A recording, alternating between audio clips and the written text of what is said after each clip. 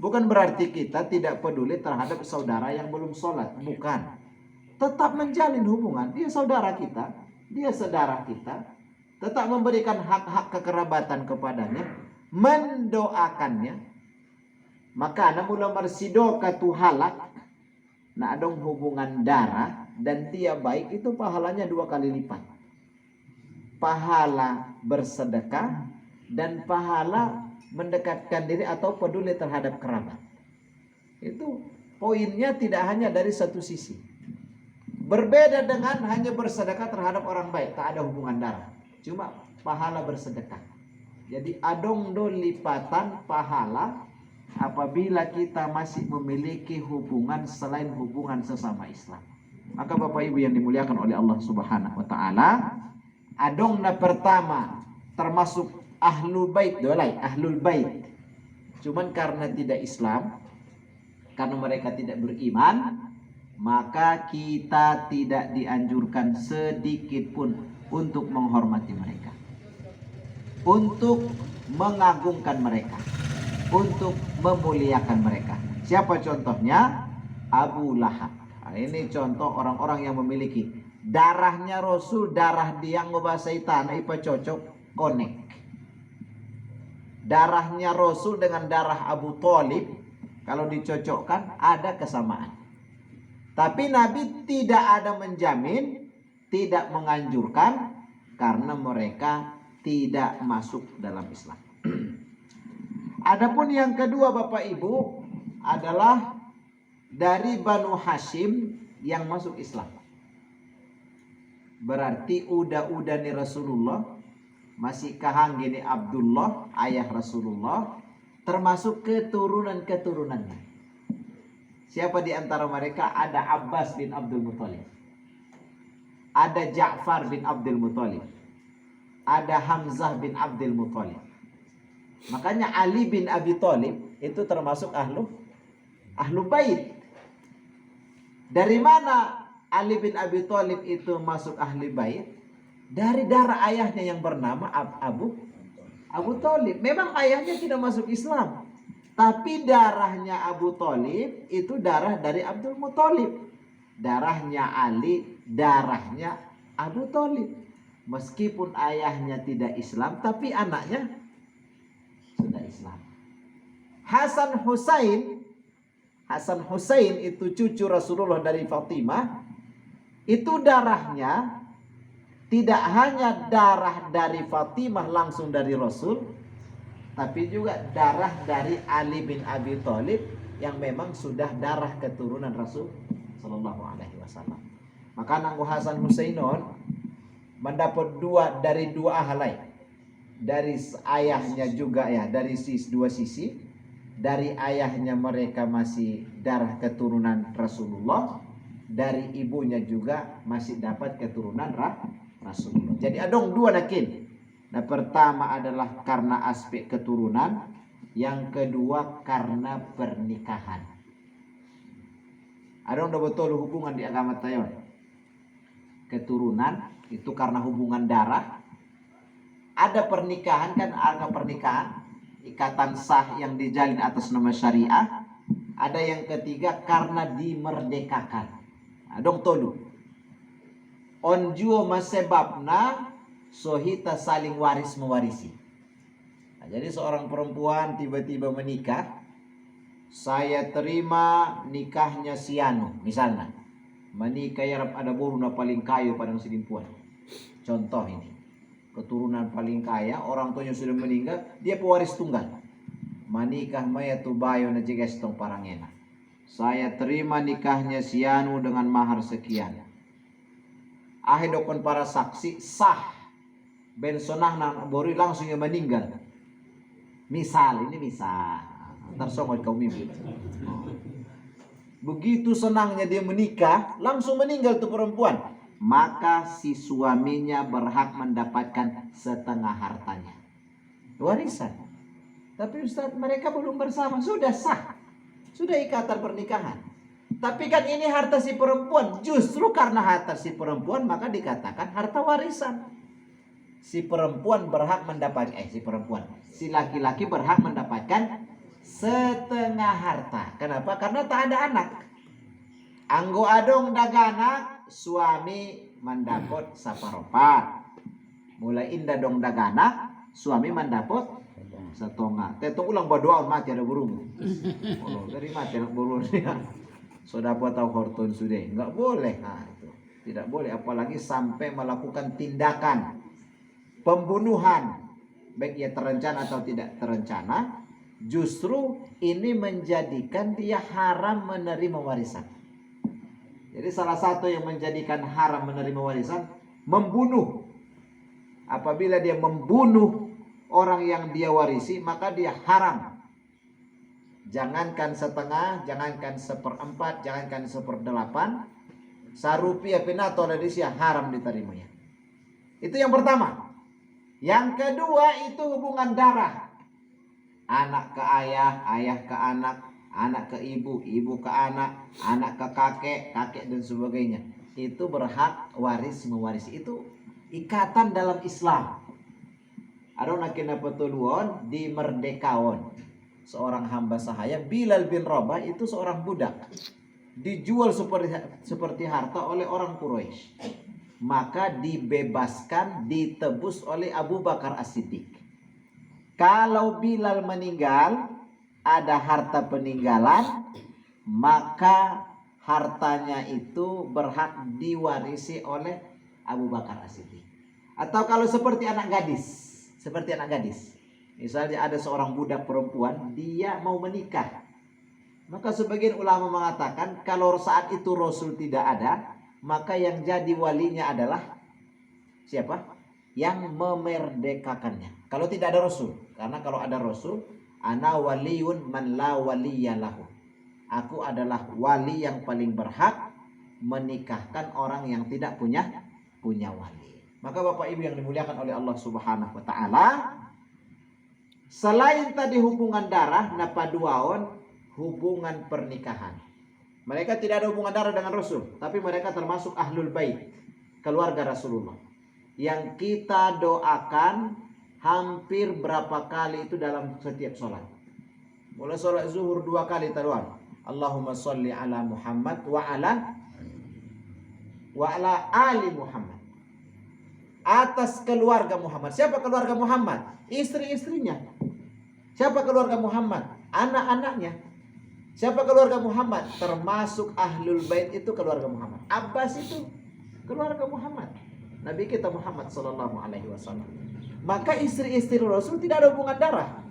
Tapi karena sudah menikah, karena sudah ada ikatan yang sah, mereka termasuk keluarga Nabi kita Muhammad sallallahu alaihi wasallam. Jadi nggak boleh menyakiti mereka, nggak boleh mencaci mereka, tapi tidak boleh juga menghormati mereka secara berlebihan. Nah, kita baca hadisnya. Hadisnya ini lumayan panjang. Satu ketika Nabi kita sallallahu alaihi wasallam pernah berkhutbah, atau anggaplah bahasa kita ceramah. Saat itu para sahabat rombongan dengan Nabi kita Muhammad sallallahu alaihi wasallam, maka sampailah Nabi ke inti khutbah, amma ba'du. Apa kata Nabi? Ala ayuhan nas, hei kalian semua manusia. Kata-kata annas itu menunjukkan bahwa yang Nabi ajak untuk mendengar ini bukan hanya orang Islam. Yang Nabi ajak untuk menerapkan dan mengamalkan ini bukan hanya orang yang beriman. Itu bersifat umum. Ima anggoya ayuhan nas. Kalau ya ayuhan nas itu berarti orang kafir ikut, orang munafik ikut, orang yang fasik ikut, orang yang beriman ikut. Apa kata Rasulullah? Fa innama ana basyarun.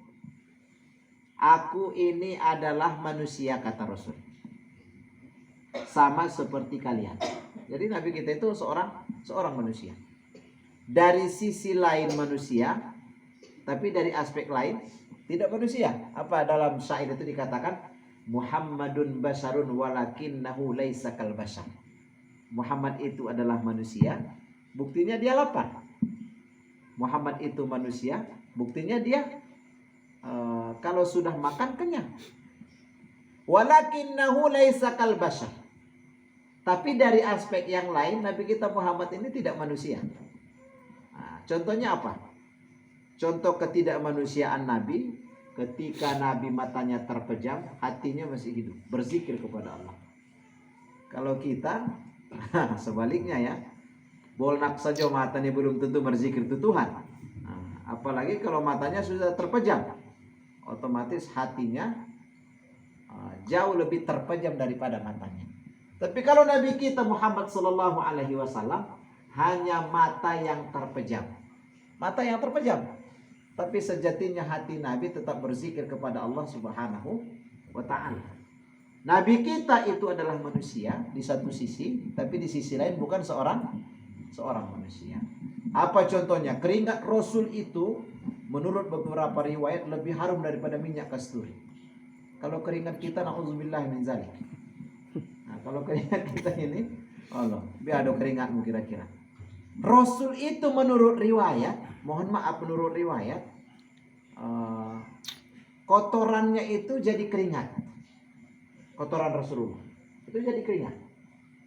Maka adapun ketika Nabi di dalam beberapa hadis pergi ke toilet, ya, ada perbedaan di toilet dan kamar mandi dah.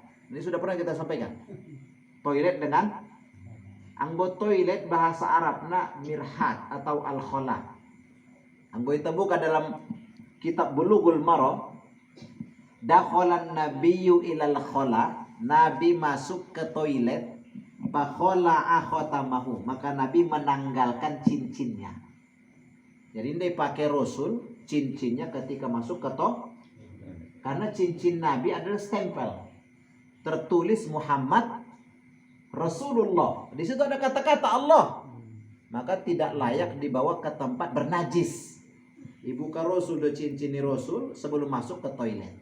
Nabi ada maksud Nabi di toilet ini.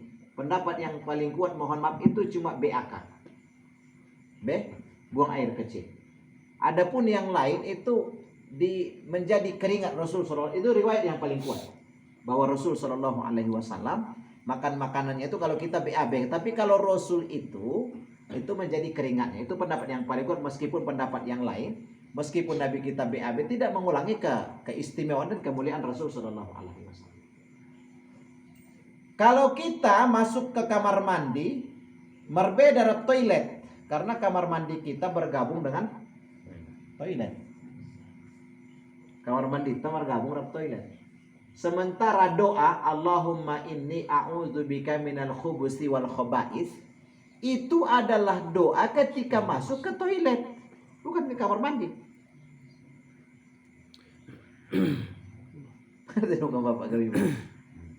Jadi kalau kita punya kamar mandi, di situ ternyata menyatu selain kamar mandi atau anggaplah multifungsi, masuk pinggan PC, masuk bagian PDC, isi dua mesin cuci, mandi juga di situ. Tapi ada di sampingnya juga toilet, water closet gitu misalnya. Ada mirhat, ada ngisi khola. Maka dalam kondisi seperti ini, apa kata Syekh Utsaimin? Selama masuk ke situ, maka dianjurkan tetap membaca doa Allahumma inni a'udzubika minal khubuthi wal khaba'is.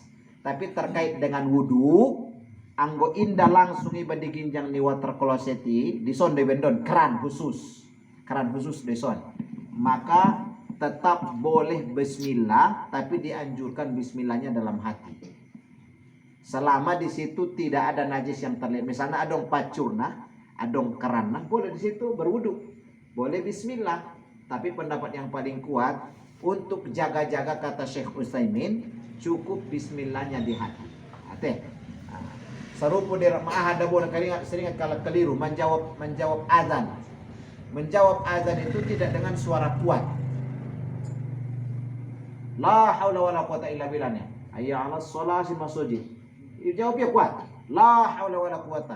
Sunnahnya itu menjawab azan itu cuma kita yang dengar. Allahu akbar, Allahu akbar. Allahu akbar, Allahu akbarnya. Sunnah memang kita diperintahkan menjawab azan. Tapi sunnah menjawabnya itu cuma kita yang dengar. Iba memang bagaimana? Indah dong ulama sarap memang dokon ni kuat di dokon. kecuali ada tujuan tertentu, misalnya madung azan sadun ribut de peson la haula semuanya menyodarkan mereka, bisa jadi. Tapi hukum asalnya jawaban azan itu cuma dengan suara pelan. Kembali ke cerita Bapak Ibu yang dimuliakan oleh Allah Subhanahu wa taala, ana basyarun. Jadi Nabi kita itu adalah seorang manusia. Maka dia ngantuk. Tapi dari sisi-sisi ketidakmanusiaan Rasul Shallallahu alaihi wasallam tergambar bahwa Nabi kita Muhammad adalah makhluk yang sangat mulia. Salah satunya kita sebutkan tadi, sisa makanan itu makanannya berubah menjadi keringat. Itu pendapat yang paling kuat.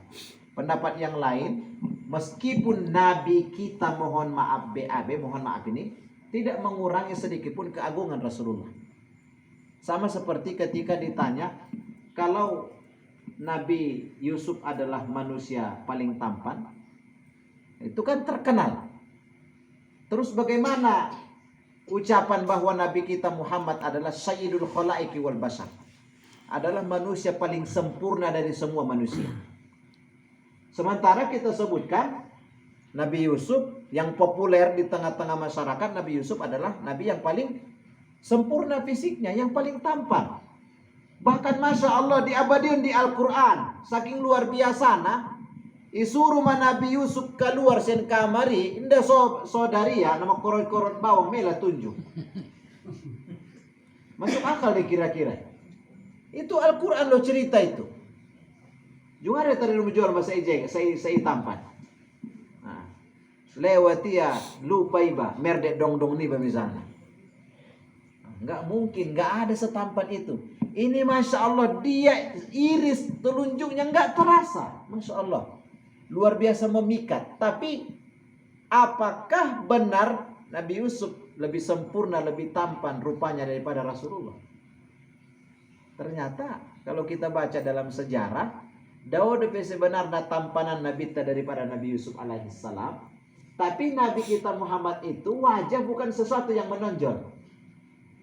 Adong de pena lainnya lebih utama, maka wajah bukan sesuatu yang istimewa bagi Nabi. Jadi ben luar biasanya Rasul dalam sikap, dalam ucapan, dalam perkataan. Jadi wajah yang menonjol itu bukan sesuatu yang wah. Maka Nabi kita jauh lebih tampan daripada Nabi Yusuf alaihissalam. Kalau ketampanan Nabi Yusuf diibaratkan seperti cahaya bulan, ketampanan Rasulullah diibaratkan seperti cahaya matahari. Pantulan ketampanan di Rasul dan dari lain itu Nabi Yusuf alaihissalam. Cuman orang melihat ketampanan Rasul itu seperti silau. Silau dengan apa? Tindakan Rasul, budi pekerti Rasul, kepribadian Rasul. Maka orang tidak fokus ke wajah Rasulullah Sallallahu Alaihi Wasallam. Pendapat napa duawan, bope tampan Nabi Yusuf, ingat, nda juga ada ibain Tuhan keutamaan hanya dari rupa dan tampan. Jadi bukan sesuatu yang menghinakan Rasulullah. Misalnya pun lebih tampan Nabi Yusuf, apakah pernah Allah menilai manusia dari ketampanan? Apakah Allah pernah menilai manusia daripada penampilan? Enggak pernah. Apakah pernah Allah melihat manusia dari kokohnya badan? Tidak pernah. Meskipun ada hadis yang mengatakan seorang mukmin yang kuat lebih baik di sisi Allah daripada mukmin yang kuat dalam artian kekuatan yang digunakan untuk kebaikan. Bapak Ibu yang dimuliakan oleh Allah Subhanahu wa taala. Di antara bukti Nabi kita Muhammad ini tidak manusia, ya, di antara buktinya bahwa Nabi kita Muhammad sallallahu alaihi wasallam mampu bersikap, mampu bertindak yang tidak bisa dilakukan manusia. Mampu bersikap, mampu bertindak yang tidak bisa dilakukan manusia. Ini dalam satu peperangan, marpora. Perang itu Bapak Ibu cuma satu. Kalau bukan dia yang kalah, saya yang kalah. Ini bukan lagi teater atau penampilan, bukan. Ini memang peperangan. Tapi bagaimana mungkin di satu peperangan Rasul melihat kok tenaga musuh ini makin melemah. Jadi peperangan itu di malam hari berhenti. Asal laut terbenam matahari, peperangan berhenti. Seperti sepakat mundur, tarik pasukan, tarik kekuatan, istirahat. Maka setelah sholat mereka masak, untuk menguatkan stamina kembali. Tiba-tiba beberapa hari terakhir, songon nama lemah tarida Rasul perlawanan ala kafir. Tidak sekuat, tidak setangkas di hari-hari pertama perang. Apa kata Rasul? Disuruh para jasus, para intelnya Rasul, coba selidiki, kok saya merasa tenaga perlawanan mereka makin melemah. Coba selidiki dulu. Nabi kepikiran yang untuk kita justru itu dimanfaatkan, kan betul? Berarti yang menurut tahu mah lemahon. Somaraku kita gempur kalai. Rasul tidak. Kok bisa perlawanan mereka makin melemah? Coba selidiki. Nabi justru menyuruh intelijennya untuk menyelidiki. Hasil intelijen, ya Rasulullah, benar. Apa yang kau prediksi benar. Rupanya beberapa hari telahiron, madung habis perbekalan makanan. Jadi mereka mengirit. Nah awal na bahasa itana sa piring besa dahalak. Kau ini besa satu piring nomah. Bahkan mereka 2-3 hari ke depan bisa jadi tidak ada lagi makanan pokok. Nah ada sisa di panganon be. Nggak bahasa kita kira-kira biar deh. Nggak usah peti 2 hari naik. Karena mereka sudah melemah, tak ada tenaga, baru kita gempur. Tapi apa kata Rasul Sallallahu Alaihi Wasallam? Bornginon, ulang dokon-dokon tu intelijenon. Ipio Rasul majuru masak. Masak jolo 2 kali lipat sena biasa. Tersunggot para koki.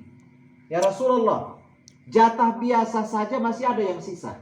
Ada yang lebih sisa Rasulullah. Kenapa kita mesti tambah? Nabi tidak menjawab. Karena kalau Nabi jawab, pasti bertambah lagi. Jadi sila Rasulullah, aso di lehen. Nah jadion be. Nabi tak menjawab. Karena Nabi tak menjawab, para sahabat tidak bertanya lagi. Memasak 2 lipat sen na biasa. Kalau biasanya mereka masak misalnya 1 kilo, sekarang 2 kilo. Kalau yang disembeli biasanya 3 ekor unta, sekarang 6 ekor unta. Sambil para sahabat ini mencari tahu, tapi mereka tidak tahu sebabnya. Setelah mereka sembelih, mereka masak, mereka hidang, Roma laporan ke Rasulullah. Ya Rasulullah, kami sudah memasak seperti yang kau perintahkan. Kami masak 2 kali lipat sena biasa. Biar ada Rasulullah, apa kata Rasul? Bagi 2. Ya Rasulullah, kenapa harus dibagi 2? Nabi lagi-lagi tidak menjawab. Karena gue dijawab Nabi naron, maginjang mon. Sifat ni manusia doon. Najolo, ada yang dapat bibit-bibit kejahiliaan di hati ni para sahabat. Apa kata Rasul? Inna halaka man kana qablakum likasrati su'alihim li nabiyihim.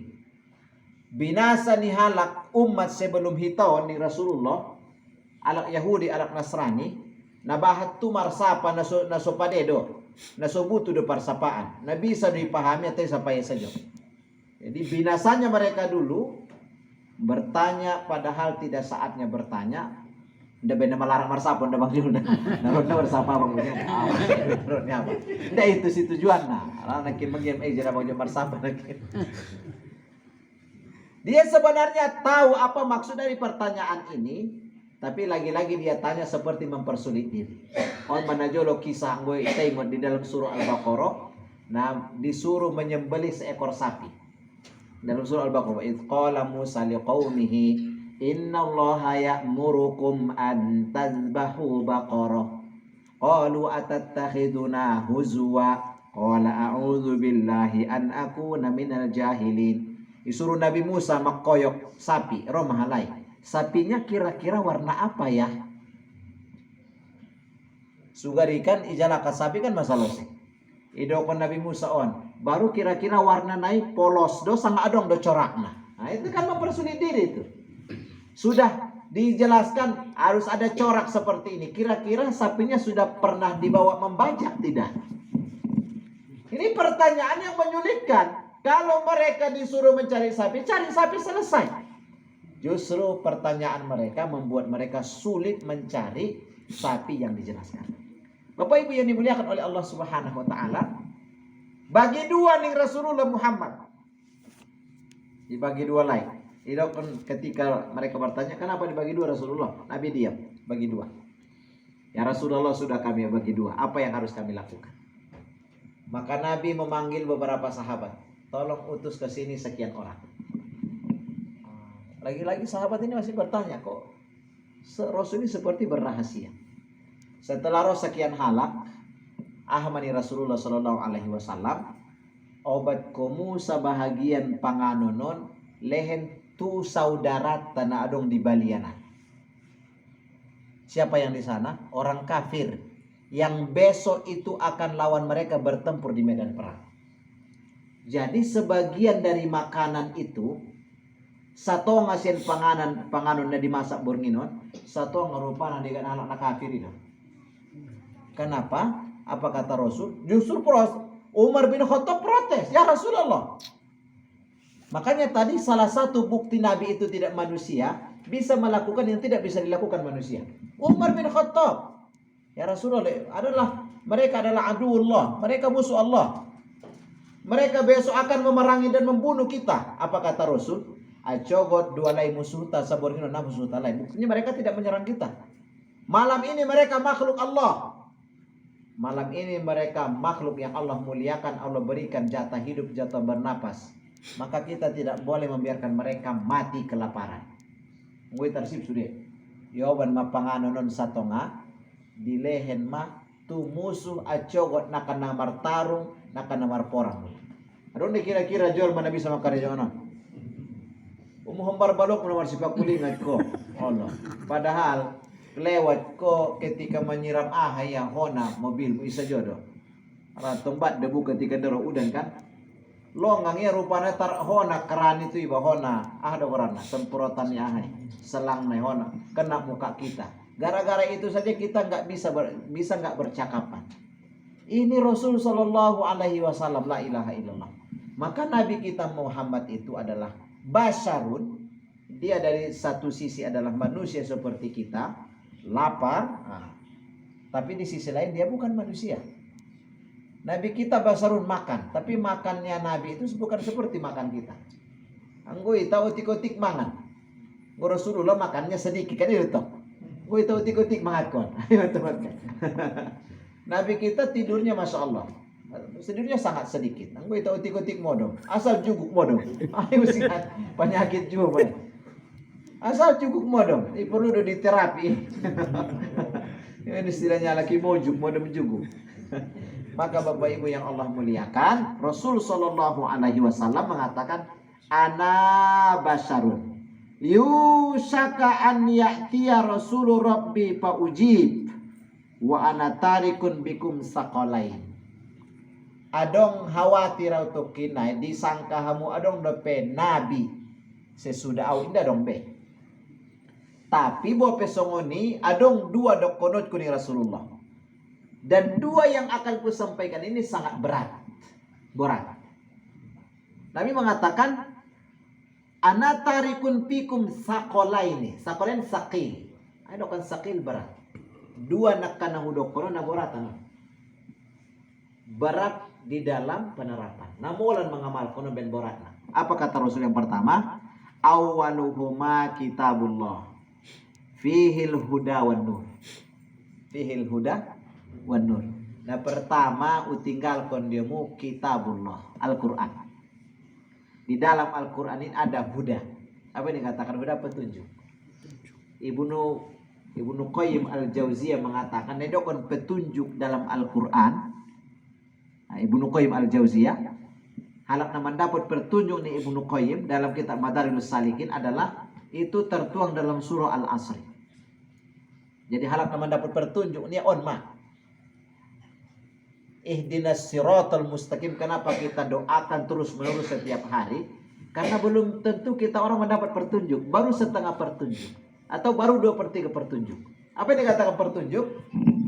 Nah pertama nakin kata Ibnu Qayyim Al-Jauziyah illal ladzina amanu wa amilus solihat wa tawassaw bil haqqi wa tawassaw bis sabr. Yang pertama amanu. Amanu itu dibekali dengan ilmu. Ilmu melahirkan iman. Mana pertama langkah nih halak mendapat hidayah. Hidayah tong petunjuk bahasa itanat ya, hidayah. Beriman. Badung beriman mah pertunjukan, belum tuntas, masih awal tahap pertama. Wa amilus solihat. mariman itu Tuhan dah cukup. Maka harus dibuktikan iman untuk Tuhan. Yakini betul Tuhan, yakini bahari pembalasan, maka na hormat mar orang tua. Hormat mar suami, holong mar dagana, hormat mar hombar balong. Makanya sering kita sebutkan, kita temukan mangkana yu'minu billahi wal yaumil. Kenapa harus yaumil akhir? Agar menyadarkan siapa yang beriman adanya Allah dan adanya hari pembalasan. Bahasona ne karejoan mun nakana dipertanggungjawabkan. Apa yang kau lakukan tidak akan luput dari pertanggungjawaban.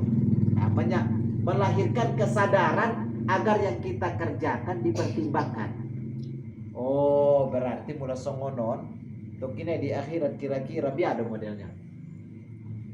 Mula onu karejoan kira-kira manolong desa nganyusahon. Itu maksud dari mangkana yu'minu billahi wal yaumil. Kenapa Allah tidak, Rasul tidak mengatakan mangkana yu'minu billahi war rasul? Kenapa tidak mengatakan itu? Mangkana yu'minu billahi wa malaikatihi. Justru yang ada dalam hadis mangkana yu'minu billahi wal yaumil akhir fala yu'ti jarahu. Isi nomor iman tutuan, yakini adong hari pembalasan, maka jangan sakiti tetanggamu. Kenapa? Yaumil akhir. Kenapa hari akhir itu adalah hari Oh, berarti mulau sakiti hombar balokku, mungkin dah mampu ya membalason, tapi balas Tuhanon. Nah, itu maksud dari mangkana yu'minu billahi wal yaumil akhir. Kembali ke cerita bahwa yang dikatakan Huda tadi dia sudah beriman, diawali dengan ilmu, karena tanpa ilmu tak mungkin lahir iman. Kecuali iman warisan. Kita kan iman warisan ini. Kenapa ada pendeta masuk Islam? Berdasarkan ilmu yang telah dia peroleh. Membandingkan ajaran yang lama dia anut dengan ajaran baru yang baru dia pelajari. Orang-orang Kristologi justru bahkan bisa makin sesat, bisa makin beriman, kan gitu. Jadi Bapak Ibu yang Allah muliakan, madung beriman awalna ilmu, baru dibuktikan dengan amal, ini perlu cukup pun. Watawasau bil haqqi watawasau bis. Menurut Imam Ibnu Qayyim al-Jauziyah, idokon halak mendapat hidayah pada tuluan mah. Marimania, maramalia, disebarkonia itu halak. Inasehatia, disuruh ada anaknya, diajari ada anaknya, diajaknya istrinya, disampaikan kepada keluarganya, itu yang dikatakan hidayah. Karena kita mungkin masih satu level pertama atau level kedua, belum sampai level ketiga, maka kita terus memohon kepada Allah, ihdinas siratal mustaqim. Jadi Bapak Ibu yang Allah muliakan, di Al-Qur'anon ternyata adong hidayah ini. Mulai hidayawan bahasa itana, tarsongon lampu sorot, so dibinoto idia lubang di pardalan. Tarsongon rambu-rambu di jalan lalu lintas. Kita tahu kalau ini tikungan. Itu yang dikatakan hidayah. Itu yang dikatakan petunjuk di dalam Al-Quran. Kira-kira mulai itu surga ada kerjaan. Kira-kira kalau ke neraka apa yang dikerjakan? Kira-kira agar hisab kita mudah di hadapan Allah, apa mesti yang kita kerjakan? Ini semua kan manusia harus dihisab.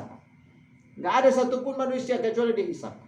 Tapi ada yang membedakan orang berilmu dengan orang yang tidak berilmu. Orang berilmu itu bagaimana dia berikhtiar agar hisabnya dimudahkan oleh Allah.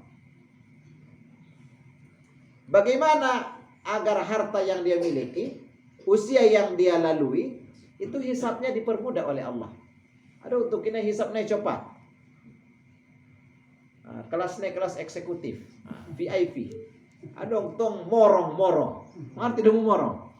Nasongan antrian. Jadi sadar pina lolos, ulaki, minta bukti dan sebagainya. Maka Bapak Ibu yang Allah muliakan, di Al-Qur'an itu ada hidayah, ada petunjuk. Tuna pade songonon macarana. Mulan songoni on ma akibatna. Itu dalam Al-Qur'an. Wan nur. Dan di situ juga ada cahaya penerang, menerangi bagaimana agar kita juga bisa selamat dalam kehidupan.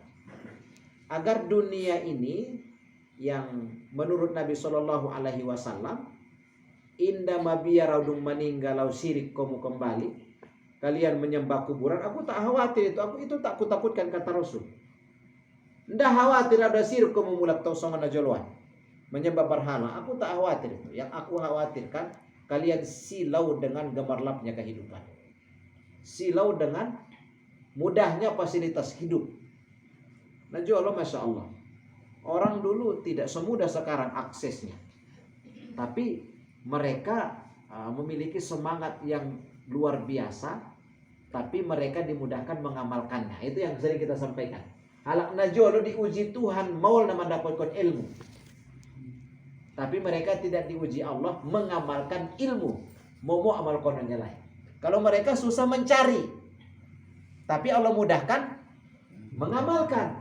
Anggoita ipa mau Tuhan, tidak diuji Tuhan kita mencari ilmu, tapi Allah menguji kita susahnya mengamalkan.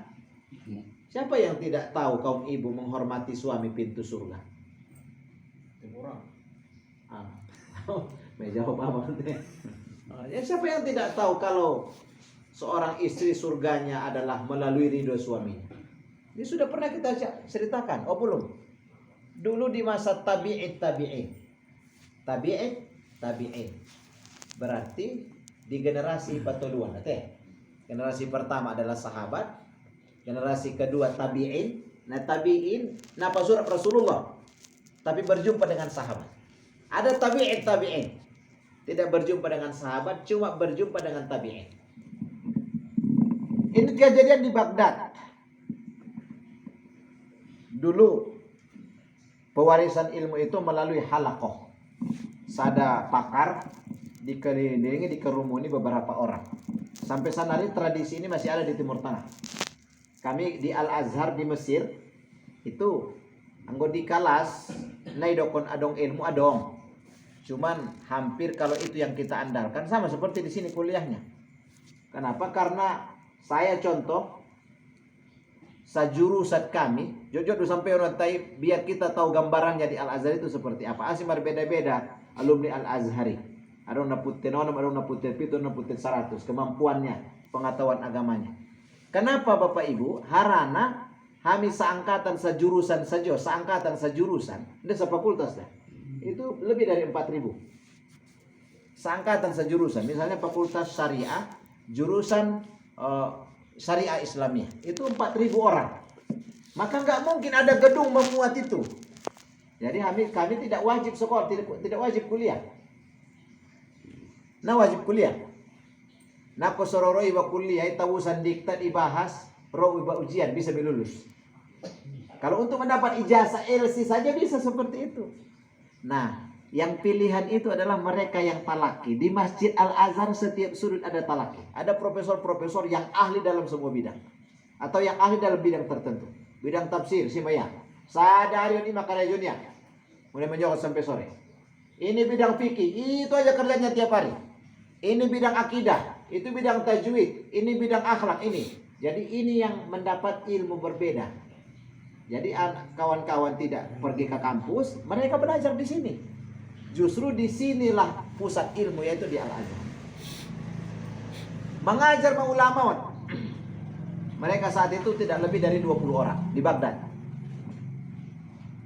Tiba-tiba ada Masada Bayo sengaja memang tidak pulang setelah majelis ditutup.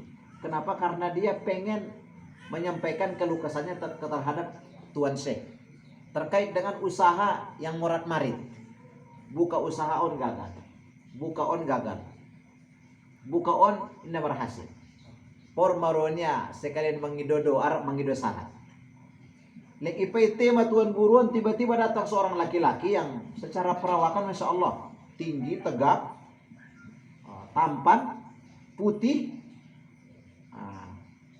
Datang menjumpai tuan gurunya. Wahai tuan guru, saya datang ke sini meminta bantuan. Saya punya putri, ingin dicarikan jodoh. Tolong berikan ke saya jodoh yang menurut Anda baik untuk putri saya. Don bayo on nakina morat marit masalah usaha. TJKS mengaji, parangin apa deh? Iligin kiayon mah. Apakah Anda mau menikah? Ning kiayon magurunion matusia. Kajinya lain nakinin salah satu cara nih Tuhan merubah nasib ekonomi ni sadahambana melalui pernikahan. Oh cocok naruannya. Ini gini ya bayo on orang tua on naman jalaki calon di Borunayon. Penampilan anggo bahasa itana sen baju na pe matar botolak na kaya. Ya dari aksesoris penampilan kita tahu kalau dia orang kaya. Dia mengatakan, benar saya mau menikah. Apa kata si tuan guru? Sepertinya dia adalah calon yang cocok buat putrimu. Ini si laki-laki yang pertama dilihat ayahnya, tampan do, ginjang godang botak, kayu busingan tadi di pemakaian, jadi mak. Terjadi mak akad nikah di Masjid Siti. Maharnya cuma 2 dinar. Ini hepengnya. Saya nikahkan kepada ada putri saya, mahar sekian, sah. Kayak may tatu bagas sanari rap may tatinggal. Ngoy bagas saroni alhamdulillah.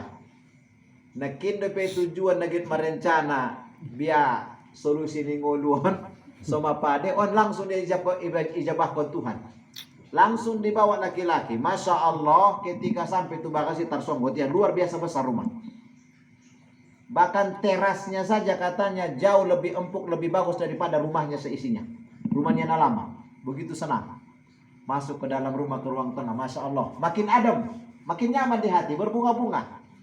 Pete menjeleson bahasa tanah bere. Udah konjolo tu istrimu diginjang ya. Bahasa mesot kok. Arah diginjang do tempatmu, kau bawa jelisnya. Ternyata ibunya sudah meninggal, tinggal pembantu. Tinggal pembantu di rumah yang besar ini. Masuk dia ke lantai 2, disamperin metu borunia. Bahasa nama adong suamimu, Roma itu bagason. Mahu penuhi permintaanmu baruku. Jadi mak ayah, ketika si laki-laki membuka pintu, diketuk ya, assalamualaikum, narong balasan. Ya tentu etika orang masuk ke dalam rumah tidak boleh. Ceplos-ceplos tidak boleh, apalagi mengintip minta dokumen teh. Ini beberapa kali kita sebutkan. Ulah mengintip ke bakasnya lah. Makuling do bege tipin ya. Ini nggak boleh, ini tradisi orang dulu ini. Mardosa dia ulang pabiasa ini. Tema biasa do ustad, ulang pabiasa na sopade. Bukan berarti karena dia biasa tidak berdosa. Kenapa? Karena ini rumah dia aurat rumah. Kalau tiba-tiba kita datang, dia kaget, nauzubillah min zalik. Nah, bisa jadi pakaiannya tidak layak dilihat oleh orang luar. Mardosa termasuk dosa nagodang yang masuk tu bagasnya lak sembarangan tanpa minta izin. Tidak ada yang menjawab, menyahut dari dalam. Diketuk sekali lagi, ini dong membuka. Icubo ya berbuka dong. Aurut tungson purasa bagason istriku dok masuk madaya. Rupanya pas dibuka ya pintu, anggo terbayang ini gini mukul tulangnya najigesan maburu na yon. Arana paling tong 11 12 sate. Godung ayat na buat tampan aturan na buru na pipade me. Ini atuh. Ini gini tuh tempat tidur itu nauzubillah min zalik. Apa kata laki-laki ini? Adong 10 cacat di badan ni anak borunion, sada cacat saja pemagit mute baina. Ada 10 penyakit di tubuh perempuan ini. Satu penyakit saja sudah cukup membuat dia muntah. Ada 10 jenis. Coba bayangkan itu. Dan ini tidak palsu, asli. Asli memang. Oh Tuhanku, cerai mitanya. Apakah Anda yang bernama Sianu, putri si bapak itu? Mengecek anak borui, benar saya orangnya. Cerai mitanya. Nggak ada kata-kata yang lain, cerai. Malupe sudah megahnya rumah, ekonomi yang akan berubah. Lupa dia semua. Apa kata istrinya? Aku tahu kau jijik melihatku, bahasa tanah. Dan kau tidak akan bersedia menyentuhku. Tapi permintaanku jangan kau ceraikan aku. Ulang cerai aku. Enggak usah kau pernah menyentuhku, tak usah pernah melihat diriku, tak usah pernah dekat denganku, tapi izinkan aku tetap menjadi istrimu. Dan karena aku memiliki penyakit yang bahkan lebih parah yang kau lihat, mungkin aku tidak lama akan meninggal. Mohon aku meninggal dalam ridho suamiku. Harana wingon hadis ni Rasulullah, salah satu pintu surga bagi perempuan apabila dia meninggal sementara suaminya ridho dengan kepergiannya. Ini dia harapanku nih. Apabila dia meninggal sementara kepergiannya diridhoi oleh suaminya. Itu salah satu pintu perempuan di dalam menuju surga. Ini penjuruan anak borui. Berselang beberapa saat meninggal betul. Meninggal anak boruon, meninggal usia betul ayat naik. Pewaris tunggal ya jadi. Ini cerita di Baghdad, kisah nyata di masa tabi'in. Tiba-tiba Bapak Ibu Masya Allah, gurunya tetap mengambil pengajian. Di sudut lain dia membuka pengajian. Murid nion, pengunjungna, pendengarna, dau umbahat daripada gurunya. Kenapa? Karena setiap murid yang datang dia biayai. Harta banyak, warisan. Bahkan orang yang tidak punya rumah dibangun rumahnya. Ilmu dulu yang diajarkan gurunya kurang lebih 10 tahun. Nah awal nana dapetnya tiba-tiba Allah berikan dia paham semua. Bahatan depan muridnya daripada murid di gurunya. Nah, maka ketika ditanya sama sahabatnya, ahaduna membainon adalah ridhoku kepada istriku dan ridho istriku kepadaku. Nah, ini yang kita sebutkan. Isina sumamboto ada boru pintu surganya di ridho suaminya. Ini mudah secara teori tapi prakteknya ya rekam ibu. Rekam mikir-mikir dah. Ah, ini contohnya.